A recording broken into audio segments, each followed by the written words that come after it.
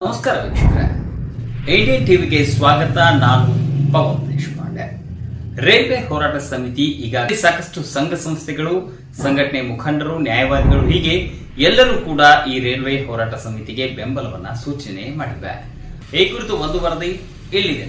ಈ ಹೋರಾಟದಲ್ಲಿ ಬಾಗಲಕೋಟೆ ಕುರ್ಚಿಯ ರೈಲ್ವೆ ಹೋರಾಟಗಾರ, ಹಠವಾದಿ, ಛಲವಾದಿ, ಅವರು 30 ವರ್ಷಗಳ ಕಾಲ ಹೋರಾಡಿ ಆ ರೈಲ್ವೆಯನ್ನ ಯಶಸ್ವಿಗೊಳಿಸಿದ್ದಾರೆ. ಅಲ್ಲಿ ಆ ಭಾಗದೊಳಗ ಇವತ್ತು ಯಾವ MLAಗೂ ಅಲ್ಲಿ ಎಷ್ಟು ರೈಲ್ವೆ ಟ್ರ್ಯಾಕ್ ಆದೈತಿ ಬಾಗಲಕೋಟೆಯಿಂದ ಕುರ್ಚಿವರೆಗೂ ಯಾವ MLAನು ಎಲೆಕ್ಷನ್ದೊಳಗ ಈ ರೈಲ್ವೆ ನಾ ಮಾಡೇನಿ ಅಂತ ಹೇಳಕ್ ಆಗುವುದೇ ಇಲ್ಲ. ಅಂತ ಅನಿವಾರ್ಯ ಪರಿಸ್ಥಿತಿ ಐತೆ. ಇವ್ರ ಹೆಸರು ಕುತುಬುದ್ದೀನ್ ಕಾಜಿ ಅವರ ಮಾಡ್ಯಾರ ಅಂತ ಹೇಳ್ಬೇಕು. ಇಲ್ಲಂತಂದ್ರೆ ನಾ ಮಾಡೇನಂದ್ರ ಅವನು ನಾ ಕೋರ್ಟ್ ಹೋಗ್ಬಿಡ್ತಾವ ಅಂತ ಒಂದು ಪ್ರಬಲ ಹೋರಾಟಗಾರರು ಇವರು. ರಾಮದುರ್ಗಕ್ಕೆ ಬಂದ ಅಕ್ಟೋಬರ್ದೊಳಗ ರಾಮದುರ್ಗಕ್ಕೆ ಬಂದ ಅಲ್ಲಿ ಜನರನ್ನ ಸಂಘಟನೆ ಮಾಡಿದ್ರು. ಸಂಘಟನೆಯ ಫಲವಾಗಿ ನವೆಂಬರ್ 12ಕ್ಕೆ ರಾಮದುರ್ಗದೊಳಗ ಭಾರಿ ಬೃಹತ್ ಪ್ರತಿಭಟನೆ ನಡೀತು. ಅಲ್ಲಿ ಒಂದು ಭಾರಿ ದೊಡ್ಡ ಕ್ರಿಯಾ ಸಮಿತಿ, ರೈಲ್ವೆ ಹೋರಾಟ ಕ್ರಿಯಾ ಸಮಿತಿ ಇವತ್ತ ಬಹಳ ಆಕ್ಟಿವ್ ಆಗಿ ಇವತ್ತ ಕೆಲಸ ಮಾಡುವಂತಹದ್ದು ಆಗೈತಿ. ನಾವು 16ನೇ ತಾರೀಕಿಗೆ ಇಲ್ಲಿ ಹೋರಾಟ ಮಾಡಿದ್ರೆ ನಮ್ಮನ್ನ ಬೆಂಬಲಿಸಿ ರಾಮದುರ್ಗದ ಜನ 17ನೇ ತಾರೀಕಿಗೆ ಮತ್ತೆ ಭಾರಿ ಪ್ರತಿಭಟನೆಯೊಂದಿಗೆ 200-300 ಜನ ಸೇರಿ ಮತ್ತೆ ಮನವಿ ಅರ್ಪಿಸುವ ಕಾರ್ಯಕ್ರಮ ಅವರು ರಾಮದುರ್ಗದವ್ರು ಮಾಡ್ಯಾರ. ಇಲ್ಲಿ ಅದೇ ರೀತಿ ಏನು ಇವರು ಧರಣಿ ಸತ್ಯಾಗ್ರಹ ಮತ್ತು ಅವತ್ತು ಮೆರವಣಿಗೆ ಇತ್ತು. ಅವತ್ತು ಬಾಗಲಕೋಟದಿಂದ ಜನ ಬಂದಿದ್ರು ಸೌದತ್ತಿಗೆ, ಇವ ಕುತುಬುದ್ದೀನ್ ಕಾಜಿ ಅವ್ರನ್ನ ಬೆಂಬಲಿಸುವುದಕ್ಕೆ. ಅಲ್ಲಿಂದ ಬಾಗಲಕೋಟೆಯಿಂದ ಜನ ಬಂದಿದ್ರು, ರಾಮದುರ್ಗದಿಂದ ಜನ ಬಂದಿದ್ರು, ಮತ್ತು ಪ್ರತಿನಿತ್ಯ ಇಲ್ಲಿ ರಾಮದುರ್ಗದ ಜನ ಬರಾಕತ್ತಾರ. ಇವತ್ತು ಕೂಡ ಇಲ್ಲಿ ರಾಮದುರ್ಗದ ಜನ ಬಂದರು. ಆಮೇಲೆ ನಮ್ಮ 4 ದಿವಸದೊಳಗ ವಿವಿಧ ಸಂಘಟನೆಗಳು, ನಮ್ಮ ಸೌದತ್ತಿಯಲ್ಲಿ ಇರ್ತಕ್ಕಂಥ ನಿನ್ನೆ ಒಂದು 5-6 ಸಂಘಟನೆಗಳು, ಇವತ್ತು ಬೆಳಗಿಂದನೇ ಒಂದು 6 ಸಂಘಟನೆಗಳು ಇಲ್ಲಿ ಇವತ್ತು ಬಂದರು. ಒಟ್ಟ ಮಣ್ಣಿಂದ ಹಿಡಿದ ಟೋಟಲಿ ನಮ್ಮ ಊರಾಗಿನ ಜನರಿಗೆ ಈ ರೈಲ್ವೆ ಬಗ್ಗೆ ಒಂದಿಷ್ಟು ತಿಳುವಳಿಕೆ ಬರುವುದಕ್ಕೆ ಸಾಧ್ಯ ಆಗೈತಿ. ನಾವು ರಾಮದುರ್ಗದಿಂದ ಲೋಕಾಪುರದಿಂದ ಧಾರವಾಡದವರೆಗೆ ರೈಲು ಮಾರ್ಗ ಬೇಕಂತ ಹೇಳಿ ರಾಮದುರ್ಗದಲ್ಲಿ ಪ್ರಪ್ರಥಮ ಬಾರಿಗೆ 2013ರಲ್ಲಿ ಒಂದು ಸಮಿತಿ ಮಾಡಿ ಆಗಿನ ಕಾಲದಾಗ ನಾವು ಒಂದು ಮನವಿಯನ್ನು ಕೊಟ್ಟಿದ್ದೆವು. ಅದ ಯಾರ ಅಧ್ಯಕ್ಷತೆಯಲ್ಲಿ ಅಂದ್ರೆ ಕುತುಬುದ್ದೀನ್ ಕಾಜಿ ಅವರ ಅಧ್ಯಕ್ಷತೆಯಲ್ಲಿ ಕೊಟ್ಟಿದ್ದೆವು. ತದನಂತರ 2017 ಮತ್ತು 19ರಲ್ಲಿ ಸರ್ವೆ ಆಗಿ ಕಾರ್ಯರೂಪಕ್ಕೆ ಬರುವಷ್ಟರಲ್ಲಿ ಅದು ಕಾರಣಾಂತರದಿಂದ ಸ್ಥಗಿತವಾಯಿತು. ಮತ್ತೆ ಕುತುಬುದ್ದೀನ್ ಕಾಜಿ ಅವರ ನಿರಂತರ ಹೋರಾಟದಿಂದ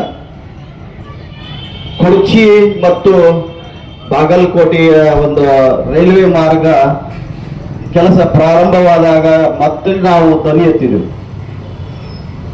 ಈ ಲೋಕಾಪುರದಿಂದ ಧಾರವಾಡದವರೆಗೆ ನಮಗೆ ರೈಲು ಮಾರ್ಗ ಬೇಕು ಅಂತ ಹೇಳಿ, ರೈಲು ಮಾರ್ಗ ಬಂದರೆ ರಾಮದುರ್ಗ ಮತ್ತು ಸೌದತ್ತಿ ಅಭಿವೃದ್ಧಿ ಆಕೈತಿ ಅನ್ನುವಂತಹ ದೃಷ್ಟಿಯಲ್ಲಿ, ಮತ್ತು ಇಲ್ಲಿ ರಾಮದುರ್ಗ ಅಥವಾ ಸೌದತ್ತಿಯಲ್ಲಿ ಧಾರ್ಮಿಕ ಕ್ಷೇತ್ರಗಳು ಇದಾವೆ. ನಮ್ಮ ರಾಮದುರ್ಗದಲ್ಲಿ ಬೋರೆ ಹಣ್ಣು ತಿನ್ನಲಿಕ್ಕೆ ಬಂದಂಥ,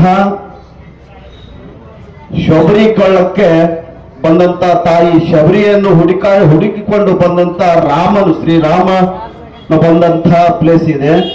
ತದನಂತರ ಶಿವನ ಮೂರ್ತಿ ಇದೆ, ದೇವಸ್ಥಾನವಿದೆ. ಇಲ್ಲಿ ಅದೇ ದಾರಿಯಲ್ಲಿ ನಾವು ಸೌದತ್ತಿಗೆ ಬರುವಾಗ ಸಿರ್ಸಂಗಿಯಲ್ಲಿ ಬೇರೆ ಬೇರೆ ಕಡೆಯಿಂದ, ಮಹಾರಾಷ್ಟ್ರ ಆಗಲಿ ಇಲ್ಲ ಆಂಧ್ರ ಆಗಲಿ ತಮಿಳುನಾಡಿನಿಂದ ಬರುವಂತ ಭಕ್ತಾದಿಗಳು ಕಾಳಮ್ಮ ದೇವಿಗೆ ಬರ್ತಾರೆ. ಅದೇ ತರ ನಮ್ಮ ಯಲ್ಲಮ್ಮನ ದೇವಸ್ಥಾನಕ್ಕೆ ಕೋಟ್ಯಾಂತರ ಜನ, ವರ್ಷದಲ್ಲಿ ಕೋಟ್ಯಾಂತರ ಜನ ಬಂದು ಹೋಗ್ತಾರೆ ಅಂತ ಹೇಳಿ ನಾವು ಆ ಇದರಲ್ಲಿ ಇಲ್ಲಿ ಮನವಿಯಲ್ಲಿ ಸಲ್ಲಿಸಿದ್ದು. ತದನಂತರ ಧಾರವಾಡದ ವಿದ್ಯಾ ಕಾಶಿ ಹೈಕೋರ್ಟ್ ಇವೆಲ್ಲವನ್ನು ಒಳಗೊಂಡಿಸಿ ಒಂದು ಮನವಿಯನ್ನು ಕೊಟ್ಟಿದ್ದು.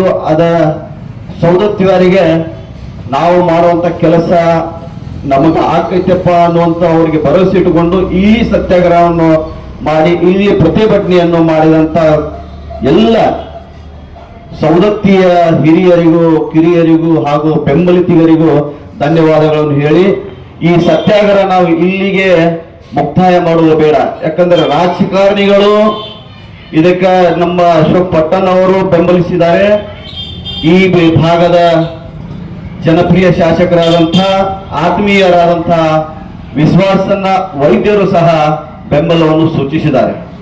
ಅವರು ಮಾತು ತಗೊಂಡಾರೆ, ಎರಡು ಶಾಸಕರು ಮತ್ತು ಲೋಕಾಪುರ್ ಮತ್ತು ಮುದೋಳ RB ತಿಮ್ಮಾಪುರ್ ಅವರು ಸಾಹೇಬರು ಸಹ ಮಾತು ಹೊಂದಿದ್ದಾರೆ. ನಾವು ಯಾವುದೇ ತರದಿಂದ ಈ ನಮ್ಮ ಕರ್ನಾಟಕ ರಾಜ್ಯದ ಮುಖ್ಯಮಂತ್ರಿಗಳಾದಂಥ ಶ್ರೀಮಾನ್ ಸಿದ್ದರಾಮಯ್ಯ ಸಾಹೇಬರನ್ನು ಮನವೊಲಿಸಿ ನಾವು ಈ ರೈಲ್ವೆ ಮಾರ್ಗ ಏನು ಹಾದು ಹೋಗುತ್ತೆ ಅದ ರಾಜ್ಯ ಸರ್ಕಾರ ಭೂಮಿ ಕೊಡಬೇಕಾಗುತ್ತೆ. ಆ ಭೂಮಿಯನ್ನು ಕೊಡಿಸುವಂತ ಕೆಲಸ ನಾವು ಮುಖ್ಯಮಂತ್ರಿಗಳಿಗೆ ಹೇಳಿ ನಾವು ಕೊಡಿಸ್ತೀವಂತ ಮಾತು ಹೇಳಿದ್ದಾರೆ. ಮಾತಿನಲ್ಲಿ ಆದರೆ ಸಾಲದು. ಈ ಸತ್ಯಾಗ್ರಹ ಸ್ಥಳಕ್ಕೆ ಬಂದು ನಾವು ಸಿದ್ದರಾಮಯ್ಯ ಸಾಹೇಬರನ್ನು ಮನವೊಲಿಸ್ತೀವೋ, ನಾವು ಭೂಮಿ ಕೊಟ್ಟೇ ಕೊಡಿಸ್ತೀವಂತ ಮಾತನ್ನು ಕೊಡು ಮಠ ನಾವು ಇಲ್ಲಿಂದ ಸತ್ಯಾಗ್ರಹವನ್ನು ಮುಂದುವರಿಸ್ತೀವಂತ ಹೇಳಿ ನಾವು ಬಾಗಲಕೋಟೆ ಜಿಲ್ಲೆ ಮುಧೋಳ ತಾಲೂಕಿನಿಂದ ನಾವು ಬಂದಿದ್ದೇವೆ. ಅದರ ಮೊದಲ ಪೈಲಾ ದಿವಸ ಇದನ್ನು ಇಲ್ಲಿ ಮಾತುಕತೆ ಮಾಡುವಾಗೂ ನಾ ಬಂದಿದ್ನಿ.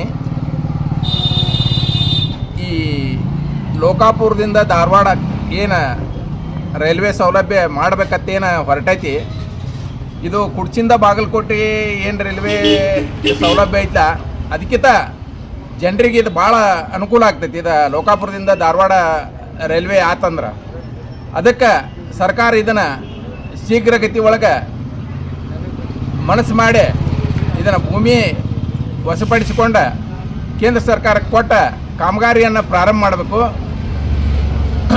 ಈ ಕುಡ್ಚಿ ಬಾಗಲಕೋಟೆ ಮಾಡುವಾಗ ನಡು ಅದ ಯಾವ್ರಿ ಅಲ್ಲ ಅಲ್ಲಿ ಲೋಕಾಪುರದಿಂದ ಕಜ್ಜಿಡೋಣಿಗೆ ಬಂದ ನಿತ್ತ 6 ವರ್ಷ ಆಗಿತ್ತು. ಅದನ್ನು ಮುಂದುವರೆಸುವರಾಗಿದ್ದಾರೆ.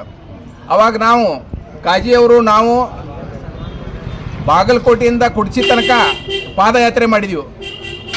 ಆ ಪಾದಯಾತ್ರೆ ಮಾಡುವಾಗ ನಮಗೆ 3-4 ಮಂದಿ ಸಚಿವರು ಶಾಸಕರು ಮಧ್ಯದೊಳಗೆ ಭೇಟಿಯಾಗಿ ಇಲ್ಲ ಈ ಕಾಮಗಾರಿಯನ್ನು ಪ್ರಾರಂಭ ಮಾಡ್ತೀವಿ ಅಂತ ಹೇಳಿ ನಮಗೆ ಆಶ್ವಾಸನೆ ಕೊಟ್ಟರು. ಆ ಸಂದರ್ಭದೊಳಗೆ ಜನರು ನಮಗೆ ಭಾಳ ಬೆಂಬಲ ಮಾಡಿದರು. ಆ ಕಾರಣಕ್ಕಾಗಿ ಲೋಕಾಪುರಕ್ಕೆ 1 ತಿಂಗಳೊಳಗೆ ಲೋಕಾಪುರಕ್ಕೆ ಅಡಿಗೆಲ್ಲ ಹಾಕಿ ಕಾಮಗಾರಿಯನ್ನು 1-1.5 ವರ್ಷದೊಳಗೆ ಅದನ್ನು ಕಾಮಗಾರಿಯನ್ನು ಪೂರ್ಣಗೊಳಿಸಿದ್ರು.